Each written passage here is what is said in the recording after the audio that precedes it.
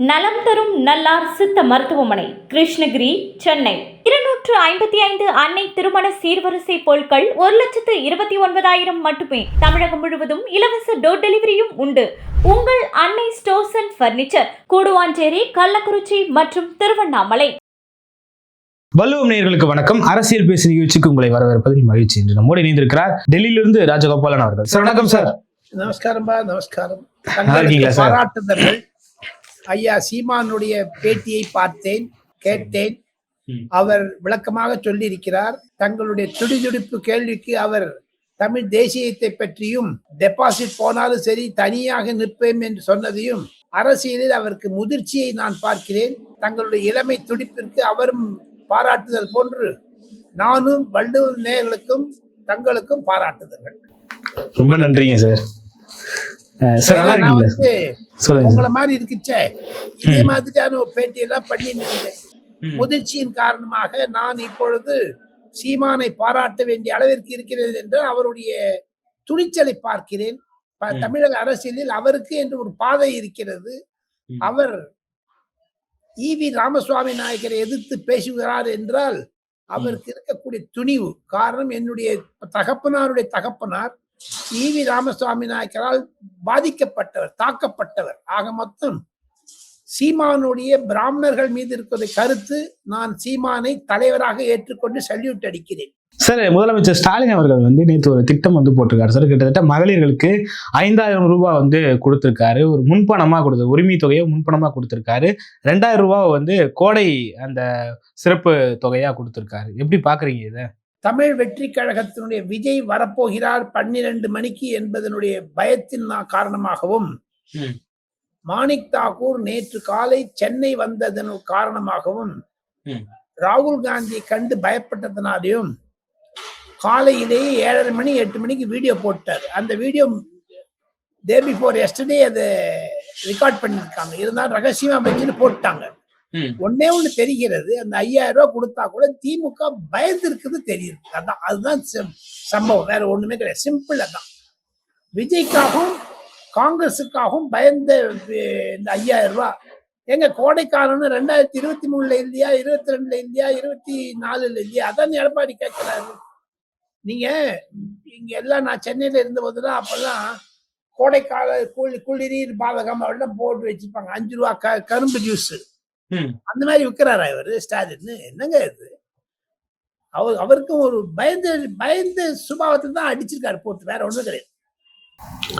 Okay sir, ஆனா இது தமிழ்நாட்டு அரசியல்ல ஒரு பெரிய தாக்கத்தை ஏற்படுத்தியிருக்கு. பெண்கள் எல்லாம் சாரசாரையா நாங்க முதல்வர் ஸ்டாலினுக்கு தான் வாக்களிப்போன்ற அளவுக்கு இருக்காங்க. ஏன்னா பொங்கலுக்கு 3,000, இப்போ ஒரு 5,000, மொத்தம் 8,000 இந்த ஆண்டு தொடங்குனதுல இருந்து கொடுத்திருக்காரு. வர வேண்டியது இருக்கு. அதை பத்தி, டிஸ்ட்ரிபியூஷன் ஆஃப் மணியை பத்தி இவர் ஆட்சிக்கு திருப்பி வந்தார்னா எப்படி சமாளிக்க போகிறாரு? இவருடைய கட்ட எண்ணமோ நல்ல எண்ணமோ தெரியாது. பொதுமக்களுக்கு கொடுக்கணுங்கிற நல்ல எண்ணம் இருந்தா கூட அவருடைய கட்ட எண்ணம் என்னன்னு கேட்டா, எடப்பாடி பழனிசாமியோ இல்லது வேற யாராவது முதலமைச்சரா வந்தாருன்னா அந்த கஜானாவை காலி பண்ணும், நக்கிட்டு போடணும்னு பாக்குறாரு. வேற ஒண்ணுமே இல்லை. அதுதானே பிரவீன் சக்கரவர்த்தி சொல்றாரு. நீ கடன் வாங்கி எவ்வளவு பண்ண முடியும்? ஒரு லிமிட்டேஷன் இருக்குது இல்ல. இப்ப உதாரணத்துக்கு சொல்றேன், எனக்கு குடும்பம் மாசத்துக்கு செலவழிக்கணும்னு ஒரு எக்ஸ் அமௌண்ட் வச்சுங்க, ஒரு தொகை. அதுக்கு மீறி போச்சுன்னா எப்படிங்க கடன் வாங்கணும்? நான் ராபின்சன் எனக்கு ஒரு 5 லட்சம் கொடுங்கன்னு கேட்கணும். அந்த 5 லட்சத்தின் எப்படி நான் செலவழிக்க போறீங்க? கடனுக்கு கடன் கொடுத்து கடனே பண்ணிட்டு இருப்பீங்களா? தமிழக அரசாங்கம் அதுதான் நிர்மலா சீதாராமன் லோக்சபையில் சொன்னாங்க. 18 லட்சம் கோடி ரூபாய் கடனை வச்சிருக்காரு இந்த 5 வருஷத்துல மிஸ்டர் M.K. ஸ்டாலின். அது யாருமே டினை பண்ணல லோக்சபால. மல்லிகார்ஜுன் கார்கே ஏன் சொன்னார தவிர திமுக தரப்பிலிருந்து பேசினவங்கலாம் சொன்னாங்க. பட் நெட் ரிசல்ட், அடுத்து வரக்கூடிய முதலமைச்சருக்கு தானே வந்தாலும் சரி வேற யாராவது வந்தாலும் சரி தலையை மொட்டை அடிச்சுட்டார். திருப்பதி மொட்டை மாதிரி அடிச்சு போயிட்டார் இவர். தமிழக கஜானாவை காலி செய்தது இந்த துரோகம் செய்த திமுக அரசு என்று தான் கருத முடியும். ஓகே சார், இதனால நிதி சுமையும் கடனும் தமிழ்நாட்டுக்கு அதிகரிக்கும்னு சொல்றீங்களா சார்? அதை போகும்போது தான் பார்க்கணும் தம்பி. இவங்க சென்ட்ரல் கவர்மெண்ட்ல இருந்து நரேந்திர மோடி அவர்கள் மதுராந்தகம் கூட்டத்தை சொல்லும்போது 13 லட்சம் கோடி கடந்த 5 வருடங்களில் கொடுத்திருக்கிறேன்னு சொல்றாரு. அந்த 13 லட்சம் கோடி எங்கெங்க போச்சு? அதான் பிரவீன் சக்கரவர்த்தி கேட்கிறாரு. 13 லட்சம் கோடி சுவாகா. மாசம் நம்ம ரிசர்வ் பேங்க்ல கடன் வாங்குறாங்க தமிழ்நாடு அரசாங்கம். இதையெல்லாம் வைத்து தங்கம் தென்னரசு ஒரு அறிக்கை விட வேண்டும். இல்லை என்றால் தமிழக அரசியலுக்கு பரவாயில்லை. ஸ்டாலின் அரசியல் நல்லா பண்றாரு, ஆனா அரசாங்கம் செய்யவில்லை. தமிழக அரசாங்கத்தினுடைய நிதி நிலை குறைகளை பற்றி தமிழக தலைமை செயலாளர் அல்லது தெங்கம் தென்னரசு ஒரு வெள்ளை அறிக்கை கொடுக்க வேண்டிய. என்ன பணம் எங்கெங்க இருக்குதுங்க நீ கொடுக்கறதுக்கு? ஓகே சார், ஆனா அதுக்கு அவங்க ஒரு விளக்கம் கொடுக்குறாங்க சார். இது வந்து தேர்தல் காலம்ன்றதுனால நம்மளால அடுத்த மாதம் உரிமை தொகை கொடுக்க முடியாது, அதனால பெண்கள் பாதிக்கப்படுவாங்க, முன்கூட்டியே நாங்க கொடுத்துடுறோம். அப்ப நீங்க பீகார் மாடல் தான் பண்றீங்க, நிதிஷ்குமார் பண்ண மாதிரி. ஆக மொத்தம் நீங்க நிதிஷ்குமார் பாஜக என்டிஏ பக்கம் போறாரா ஸ்டாலின்? அப்போ காங்கிரஸ் வெளில வருதுங்கிறது. இந்த பணமும் நீங்க சொல்றீங்க மட இந்தியாவில் பணம் கொடுத்தா கோர்ட்டுக்கு வந்து நாளைக்கு என்ன ஸ்டே பண்ணணும்னு நினைச்சுதான் இன்னைக்கு அவசரமா கொடுத்தேங்கிறாரு. பட் அவருடைய அவசரம் வந்து சுப்ரீம் கோர்ட்டு இல்ல ஹைகோர்ட்டும் கிடையாது. அவருடைய அவசரம் விஜயினுடைய சேலம் கூட்டம் தான் அவசரத்தை பண்ணி அதை கெடுக்கணும்னு பார்த்தாரு. விஜய் எவ்வளவு கூட்டம் பண்ணிட்டாரு, அந்த கூட்டத்துக்குலாம் கொடுக்காத காசு இதுக்கு மட்டும் கொடுத்துட்டாரா சார்? அது விஜய் சொல்லிட்டாருங்களே, நீ பணத்தை வாங்கிக்கொண்டு தர. எல்லாரும் வாங்கிட்டு விசில் அடிச்சிருவாங்க, போடு விசில் போடு காதலை தேடிட்டாரு. ஆக மொத்தம் மு.க. ஸ்டாலின் செய்தது தமிழக மக்களிடையே ஒரு வரவேற்பு இருந்தாலும் அரசியல் ரீதியாக இது ஒரு பெரிய சமாச்சாரமா நான் பாக்கலைங்க. ஏன்னா இது வந்து எல்லா தமிழத்துக்கும் வந்துச்சு. அரசியல் ஆட்சிக்கு வந்த பிறகு நான் தரேங்கிறாரு எடப்பாடி பழனிசாமி. என்னென்ன பண்ணுவோமோட்டு எடப்பாடி பழனிசாமி தூண்டுதன் பேரில் தான் மு.க. ஸ்டாலின் செஞ்சிருக்கிறார் என்றுதான் என்னுடைய அழுத்தம். எனக்கு வந்து கருத்து என்னன்னு கேட்டீங்கன்னா இவருடைய விஜயனுடைய அழுத்தமும் இருக்கு. ஆக மொத்தம் இவர் முதல்ல நம்ம மு.க. ஸ்டாலினுக்கு ஒரு எதிரி இருந்தார் எடப்பாடி, இப்ப 2 எதிரி ஆயிட்டாங்க. என்ன பண்றது சார்? எதிர்கட்சி எல்லாம் சொல்றாங்க மக்கள் அரசு ஊழியர்கள் எல்லாம் போராட்டத்துல இருக்காங்க, சத்துணவு ஆசிரியராக இருக்கட்டும் இடைநிலை ஆசிரியராக இருக்கட்டும் போராட்டத்துல இருக்காங்க. அவங்களுக்கு ஒரு தீர்வு காணாம இந்த 5000 கொடுத்து கிட்டத்தட்ட ஒரு 6500 கோடி நினைக்கிறேன் அவ்வளவு தொகையை வந்து கொடுத்திருக்காரு முதல்வர் ஸ்டாலின் சொல்லிட்டு ஒரு கண்டனத்தை தெரிவிச்சிருக்காங்க. எப்படி பார்க்கலாம் சார்? 8 போராட்டங்கள் நடக்கின்றன. அது சொன்ன மாதிரி செவிலியர் போராட்டம், தூய்மையாளர்கள் போராட்டம், எல்லாமே ஆசிரியர் போராட்டம். அதை கான்சென்ட்ரேட் பண்றதை விட்டுட்டு பெண்கள் வாக்கு, ஜெயலலிதா எம்ஜிஆருக்கு பெண்கள் வாக்கு இருந்தது, இப்பொழுது விஜய்க்கு போகுமோ என்ற அச்சத்தினால் தான் செய்திருக்கிறார். மீண்டும் மீண்டும் அந்த லைனுக்கு தான் நான் வருவேங்க. மு.க. ஸ்டாலின் செய்தது பெண்களுக்கு நல்லதை செய்திருக்கிறார், யாரும் இல்லை என்று சொல்லவில்லை. தங்களுக்கு பணம் எப்படி வரப்போ நீங்க பிரிண்ட் அடிப்பீங்களா, நோட்டு அடிப்பீங்களா தம்பி? மு.க. ஸ்டாலின் நோட்டு அடிப்பாரா இல்ல அயல் நாட்டுல இருந்து கடை வாங்குவாரா? கடை வாங்கி தொண்டியா போச்சு. அதுதானே சொல்றாங்க திருப்பி.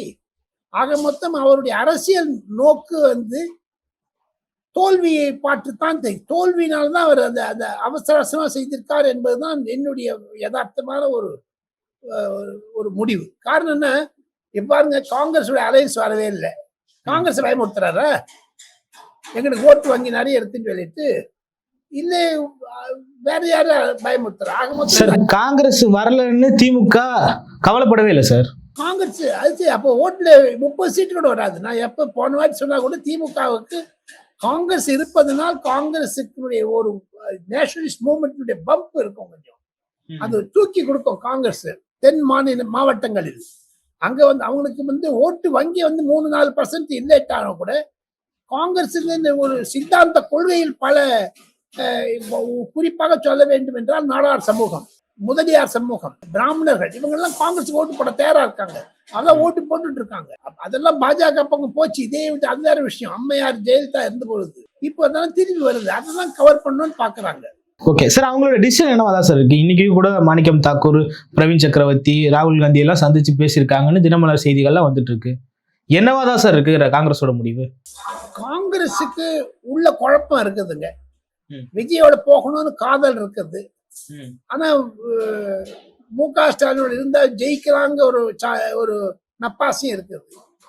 இதை கெடுப்பதற்கு குறிப்பாக மாணிக் தாக்கூர், ஜோதிமணி போன்றவர்கள் எல்லாம் காங்கிரஸ் திமுக உறவை கட் பண்றதுக்குன்னே இருக்காங்க. அதற்கு ராகுல் காந்தி ஆசீர்வதிக்கிறார். ராகுல் காந்தி தொட்டிலையும் கிள்ளி விடுறாரு, குழந்தையும் கிள்ளி விடுறாரு, தொட்டிலையும் ஆட்டி விடுறாரு. குழந்தை கண்ணில் மிளகா பொடியும் போடுறாரு, குழந்தைய தேர்ந்து கொச்சவும் கொஞ்சறாரு. ராகுல் காந்தியுடைய குழப்பம்தான் ஸ்டாலினை அலற வைத்திருக்கிறது, அதிர வைத்திருக்கிறது.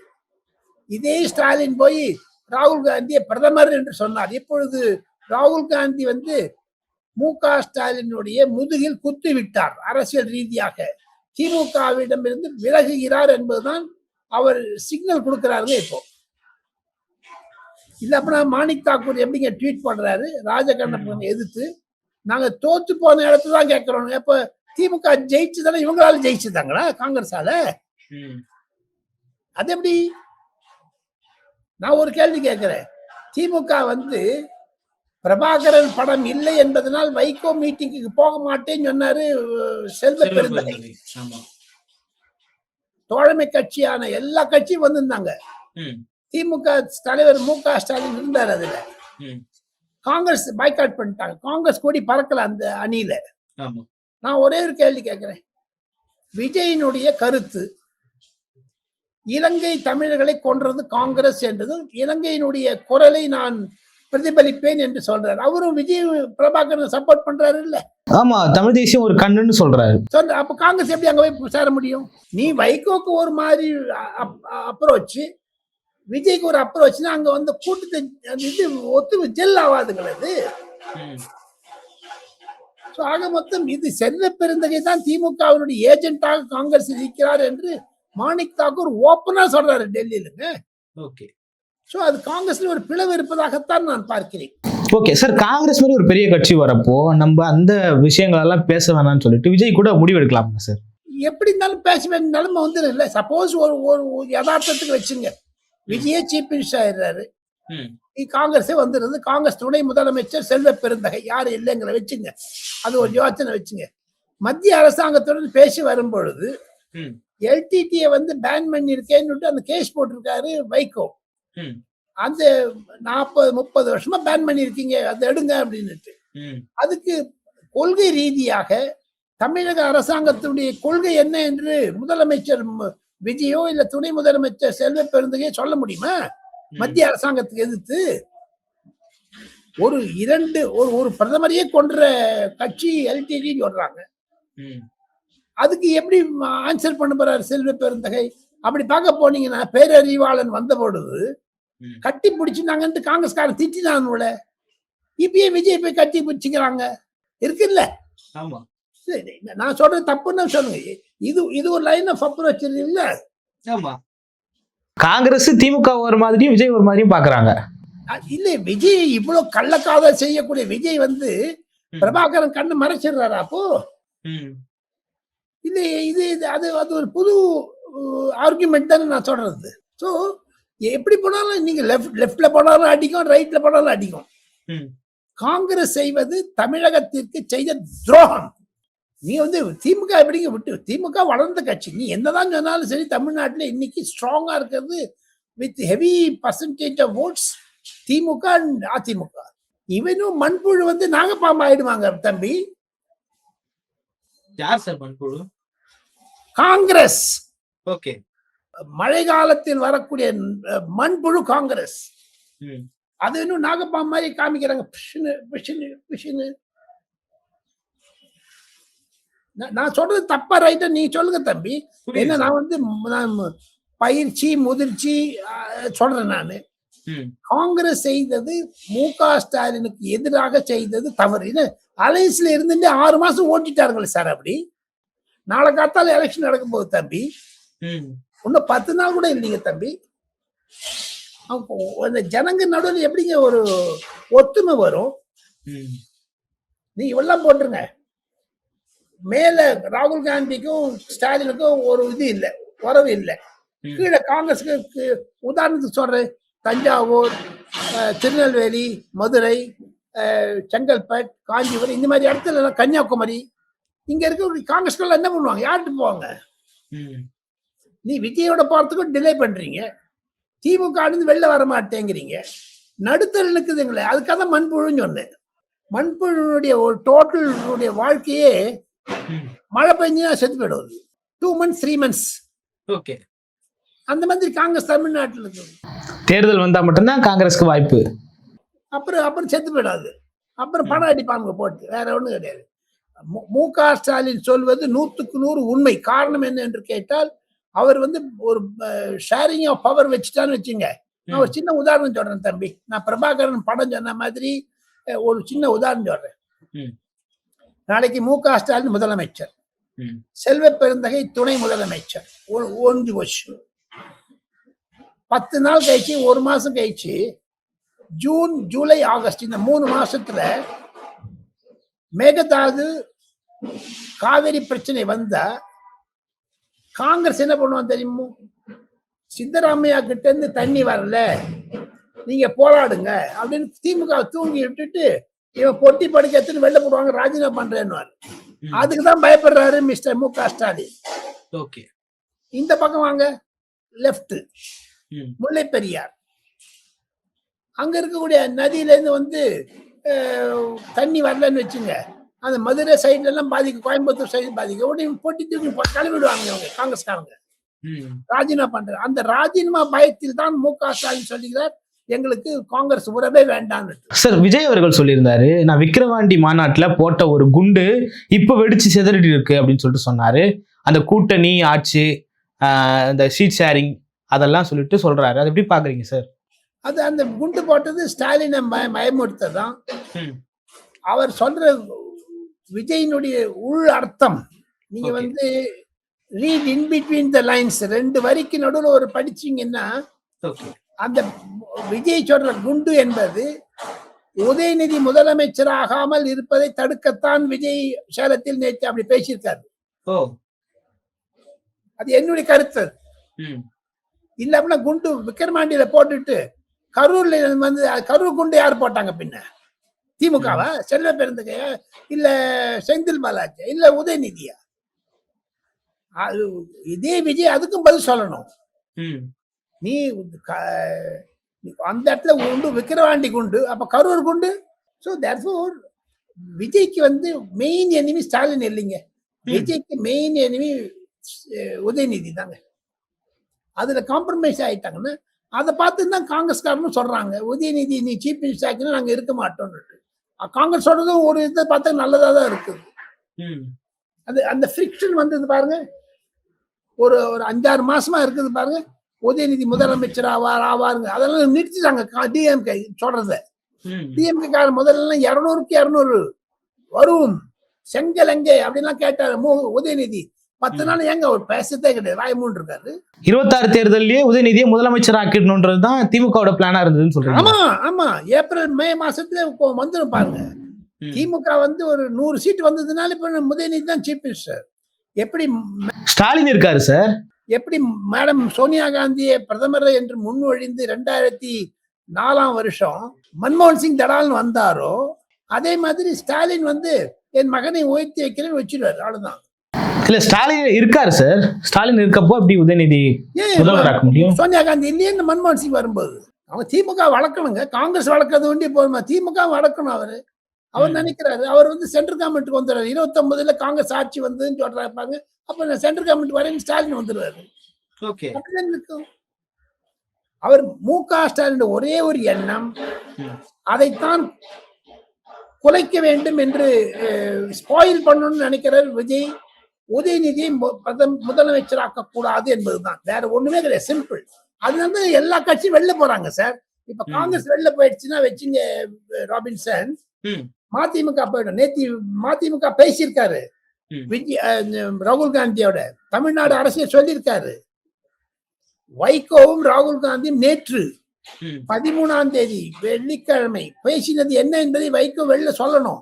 வைகோ போயிட்டான்னு விடுதலை சிறுத்தை வெளில வந்துடும், இவனு வந்துருவாரு, கம்யூனிஸ்ட் வெளில வந்துடுறாங்க. அப்ப திமுக தனியா இருக்கும். அந்த பயத்துல தான் 5000 ரூபாய் வந்து நேற்று வந்தது. இப்ப காங்கிரஸ் வந்து வெளில போச்சுன்னு வச்சுங்க, மற்ற சிறு கட்சிகள் திமுக தோழமை கட்சிகளுக்கும், ஏன்னா அது ஸ்டாலின் செய்த ஒரு மாபெரும் பாவத்து செயலை செய்தார். ஒரு ஒண்ணு இல்லாத வைகோ கட்சியை உடைச்சாருங்களே சார், மல்லை சத்யா வெளில கொண்டுட்டானுங்களே சார். சார், உள்கட்சி பிரச்சனைக்கும் ஸ்டாலினுக்கும் என்ன சார் சம்பந்தம் இருக்கு போது? அப்போ ராமதாஸுக்கும் அன்பழகி ராமதாஸுக்கும் சண்டை விட்டு உள்கட்சி பிரச்சனையா? அது குடும்ப பிரச்சனை உண்டாக்கியது ஸ்டாலின். ஸ்டாலினா? ஆமா, தன் பையனை முதல்ல கொண்டு வரணுங்கிறதுக்காக எல்லா கட்சியும் உடைச்சு வச்சாருங்கள. எதிர்கட்சியா இருக்கட்டும் சரி, தோழமை கட்சியா இருக்கட்டும் சரி. திமுக தோழமை கட்சி 5 கட்சி இருக்குங்க, 5 உடைச்சாரா இல்லையாங்க? கம்யூனிஸ்ட் கட்சி உடைச்சாரு, விடுதலை சிறுத்தை கட்சி உடைச்சாரு, மதிமுக உடைச்சாரு, காங்கிரஸை உடைச்சிட்டாரு. செல்வ பகிர்ந்த கையில வச்சுட்டு மாணிக் தாக்கூர் அந்த பக்கம் விட்டாரு, விஜய் பக்கம். நீ இதெல்லாம் புரிஞ்சுக்க தம்பி, நான் சொல்றது ரைட்டா தப்பா நீங்க புரிஞ்சுக்க. ஏன்னா டெல்லியில இருந்து பார்க்கும்போது சினாரியோ வேற மாதிரி இருக்குது தமிழ். நான் இந்த ஒரு 9-10 எலெக்ஷன் அசம்பிளி எலெக்ஷன் பார்த்திருக்கேங்க. 1967 நான் ஏற்கனவே உங்கள்கிட்ட சொல்லியிருக்கேன். இந்த மாதிரியான ஒரு குழப்ப சூழ்நிலை நான் முன்னாடி பார்த்ததே கிடையாதுங்க ராபின்சன். ஓகே, அவ்வளவு சாணக்கியரா சார் முதல்வர் ஸ்டாலின் அவர்கள்? அப்ப நான் அவருக்கு தலையை வணங்குகிறேன், அவ்வளவுதான். ஓகே, வேற என்ன சொல்ல முடியும்? சாணக்கியன்னு சொல்லிட்டீங்கன்னா வேற என்ன சொல்ல முடியும்? ஏன் தெரியுமோ, தோல்வி விடைய போது திமுக பொதுமக்களிடையே சாராயம், போதைப் பொருள், கற்பழிப்பு, ரோட்ல தனியா நடக்க முடியல. அவர் எடப்பாடி பழனிசாமி, விஜய் சொல்ற மாதிரி பெண்களுக்கு பாதுகாப்பு கிடையாது தமிழகத்தில். 5 வயது குழந்தை பாஸ்கோ கேஸ் வந்து 2700 கேஸ் இருக்குதுங்க. சின்ன குழந்தை கூட விடுறது இல்லை. எல்லாத்த தவிர நான் ஒண்ணு சொல்றேன். இன்னைக்கு எனக்கு வந்து நான் ஒரு பட்டியல் போட்டு வச்சிருக்கேன். 22 மாவட்ட செயலாளர்கள் 1990, 2000, 2010, 2020, 2026 இந்த ஒரு 10-15 வருடங்களில் ஒவ்வொருடைய மாவட்ட செயலாளருக்கும் 20,000 30,000 கோடி சொத்து இருக்கு. எப்படிங்க வந்தது அது? இன்று திமுகவுடைய மேலிட தலைவர்களை எல்லாம் வைத்து பார்த்தால் 6 லட்சம் கோடி ரூபாய் சொத்து வச்சிருக்காங்க, எல்லாரும் சேர்த்து, டாப் டு பாட்டம். ஒரு தமிழக பட்ஜெட்டே இருக்குதுங்களே. அதைத்தானே ஜெயலலிதா அம்மையார் சொன்னார் தீய சக்தின்னு. அதுதானே விஜய் சொல்றாரு, அதுதானே சீமான் சொல்றாரு, அதைத்தானே விடுதலை சிறுத்தை சொல்றாங்க. திமுக என்பது தனியாக திமுகவினுடைய திமுகவே மண்ணு போட்டுருதுங்க தம்பி. அவ்வளோ கொள்ளை அடிச்சிருக்காங்க சார். நான் சொல்றேன், கொள்ளை அடிக்கணும், யாரும் வாழ்ந்தாங்கல்ல, இப்படியா கொள்ளை அடிக்கிறதுங்க? பொதுமக்கள் பார்த்துட்டு இருக்காங்க. நான் உதாரணம் சொல்றேன். வந்தவாசி பக்கத்துல ஓசூர்னு ஒரு ஊர் இருக்குது, தேசூர்னு இருக்குது. அந்த ஓசூர்ல எங்க அம்மா பிறந்த இடம். அங்க கிராம பஞ்சாயத்து தலைவர் எங்க குடும்பத்துக்கு ரொம்ப கிட்டங்க. அவன் தான் விவசாயம் குத்தகை எடுத்து பண்ணிட்டு இருக்காரு, இன்னும் பண்ணிட்டு இருக்காரு. இன்னைக்கு தேதியில் 1000 கோடிங்க அந்த கிராமத்தில் இருக்கவனுக்கு. எப்படிங்க? கான்ட்ராக்ட், கள்ளச்சாராயம், போதைப் பொருள், இதெல்லாம் தான். அதுக்காக தான் நிர்மலா சீதாராமன் சொன்னாங்க, ஜேபி நட்டா சொன்னாரு, DMK is not Dravida Munnetra Kazhagam, இது drug Munnetra Kazhagam. Okay sir, இதெல்லாம் ஒரு பக்கம் இருந்தா விஜயோட நேற்று அந்த ஸ்பீச் எப்படி இருந்தது? அது இல்லாம அவர் வந்து ஏன் பாஜகவை எதிர்க்கல அப்படின்ற ஒரு கேள்விக்கு அவர் பதில் சொல்லியிருக்காரு.